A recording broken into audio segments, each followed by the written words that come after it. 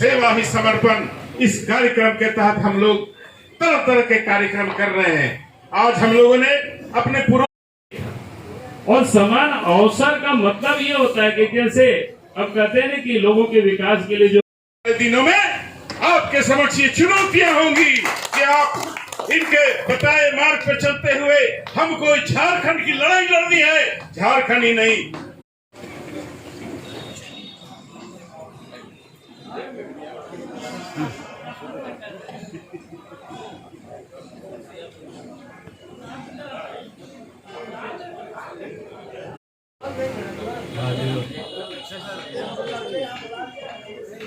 आधार पर भारतवर्ष में ये विचार नहीं की गई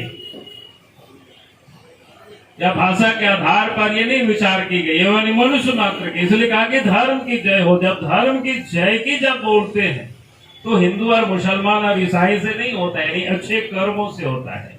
अपने यहाँ जो धर्म की जो विशेष ये है, और इसीलिए हमने कहा कि भाई ये जो भारत की जो विचारधारा, उसी विचारधारा को पंडित दीनदयाल उपाध्याय जी ने एकात्म मानव दर्शन दिया। और वास्तव में आप देखेंगे मनुष्य को, जैसे आप सब कोरोना के काल में आपने अनुभव किया होगा, घर में सब कुछ है, खाने को भी है, ठीक है, किसी के पास नहीं होगा, लेकिन कई लोगों के पास घर में सब कुछ है। लेकिन सबको हो गया कि भाई लॉकडाउन हो गया, बाहर नहीं जाना है। तो वास्तव में कुछ दिनों तक तो घर में ऊपर नीचे चढ़ते सुबह शाम मैंने मन में कितना छटपटाहट लगता था।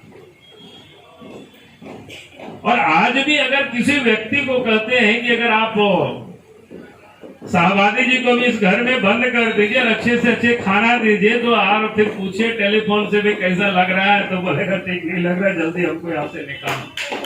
कहने का अर्थ है कि मनुष्य के जीवन में सिर्फ भोजन ही सुख या आराम जिसको कहते नहीं पहुंचा सकता है।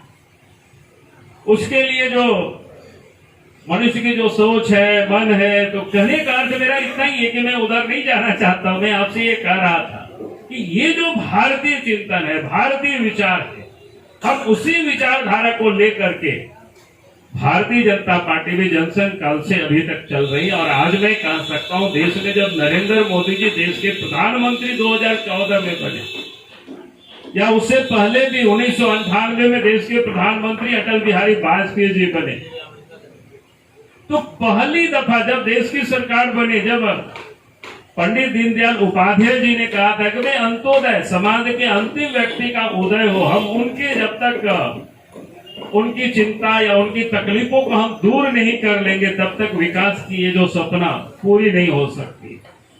आप देखिए, आजाद भारत में विकास करनी है, अपने साथ जनता को भी जोड़ना है, जनता की सेवा करनी है। दुख में पड़े लोग, दीन दुखिया को हमको मदद करना है। और इन्हीं चंद बातों को लेकर के हम पूरा तमाम आए हुए हमारे साथियों का हम स्वागत करते हैं। विशेष करके अपने नेता माननीय बाबूलाल मरांडी जी का हम स्वागत करते हैं, अभिनंदन करते हैं और अपनी बात समाप्त करते हैं। जय हिंद, जय भारत।